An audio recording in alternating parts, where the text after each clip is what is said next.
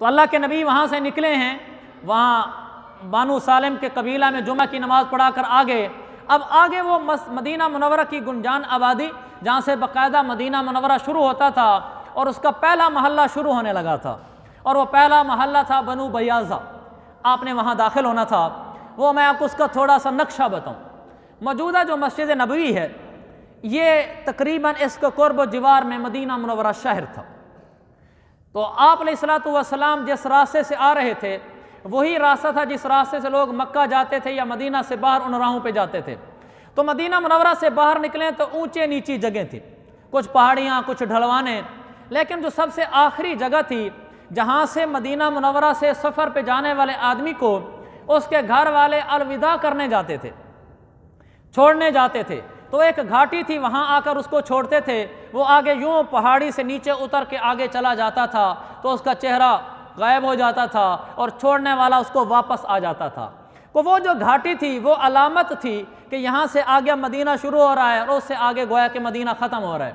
اب اللہ کے نبی جب وہاں سے آ رہے ہیں، اس گھاٹی کے بعد پہلا محلہ بنو بیاضہ کا تھا۔ آپ جب وہاں سے آئے تو اونچے نیچے راستے تھے، جب آپ نے اس اونچے جگہ پہ چڑھنا تھا، چڑھائی پر جہاں سے آگے مدینہ شروع ہوتا ہے، تو وہ چڑھنے کا منظر کیا تھا؟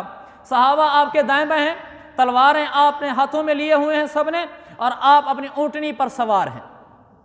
جب وہ یوں چڑھائی آئی اور آپ کی اونٹنی چڑھی اور آگے مدینہ میں بچیاں، باقی بچے، وہ سب انتظار میں ہیں کہ ہمارے مرد آقا کو لینے کے لیے گئے ہوئے ہیں، وہ سارے سامنے آپ کے انتظار میں کھڑے تھے۔ ان کا تو اتنا خیال تھا حضور آئیں گے ہم بھی دیکھ لیں گے، لیکن جب چند چڑھا تو پھر چند چڑھا۔ جب وہ پہاڑی پر اونٹنی آپ کی چڑھی، آگے اونٹنی کا پہلے سر نظر آیا، بچیوں نے دیکھ لیا، پھر جب پیچھے آقا کا چہرہ انور نظر آیا تو انہوں نے ایک دم بے ساختہ ہو کر کہا، یہ اشعار انہوں نے یاد نہیں کیے تھے، کہنے لگی طلع البدر علینا من ثنیات الوداع وجب الشکر علینا ما دعا للہ داعی ایھا المبعوث فینا جئت بالامر المطاع۔ کہنے لگی طلع البدر علینا، یہ چہرہ تو نہیں ہے، یہ تو کوئی 14ویں کا چاند چڑھایا ہے۔ یہ ان کو کس نے سمجھایا تھا کہ تم نے یہ شعر کہنے؟ ان بچیوں کو تو پتہ بھی نہیں تھا کہ اللہ کے نبی کیسے حسین ہوں گے۔ وہ تو صرف ایک نبی کا نام سن کر بچیاں تھی کھڑی تھیں۔ عرب صاحب زبان ہوتے ہیں، اجمی صاحب زبان نہیں ہوتے۔ اجمی کا مطلب ہے گونگا، جس کو بولنا بھی نہ آتا ہو۔ عربی کا مطلب ہے جس کو بولنا آتا ہو۔ ان کی بچیوں میں بھی فصاحت تھی۔ جب انہوں نے آقا کے چہرے کو دیکھا تو اندر کی قوت حرکت میں آئی، لا شعور کے جذبات شعور میں آ گئے، تو وہ پھر بے خود ہو کر بولنے لگیں کہ طلع البدر علینا، آج 14ویں کا چاند طلوع ہو گیا ہے، اور وہاں سے طلوع ہوا ہے جہاں ہمارے لوگوں کے چہرے ڈوبا کرتے ہیں، کیونکہ یہاں سے مدینے والوں کے چہرے غائب ہوا کرتے تھے۔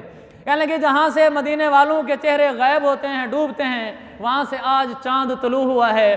واجب الشکر علینا، ہمارے اوپر تو رہتی دنیا تک شکر کرنا لازم ہو گیا ہے، اس لیے کہ اتنی بڑی نعمت کا ہم شکر نہیں ادا کر سکتے۔ پھر وہ بچیاں کہنے لگی ایھا المبعوث فینا جئت بالامر المطاع، یا رسول اللہ، اللہ نے آپ کو ہمارے پاس بھیجا ہے، ہم آپ کو کہتی ہیں جئت بالامر المطاع، ہماری گردنیں آپ کے قدموں میں ہیں، آپ جو کہیں گے یہاں پورا ہوگا، آپ کے اوپر ہمارا سب کچھ قربان ہے۔ میرے آقا کا چہرہ وہ چہرہ تھا جس کو کافر بھی دیکھ کر نقد دل دے بیٹھتا تھا۔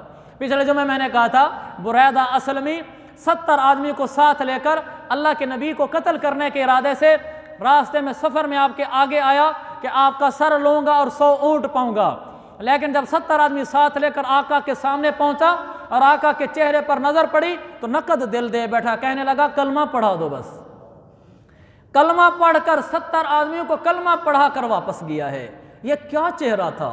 چہرہ ہے کہ انوار دو عالم کا صحیفہ، چہرہ ہے کہ دو جہانوں کا نور سمٹ کر ادھر اکٹھا ہو گیا ہے، آنکھیں ہیں کہ بحرین تقدس کے نگیں ہیں، ماتھا ہے کہ وحدت کی تجلی کا ورق، عارض ہیں کہ والفجر کی آیات کے امی ہیں۔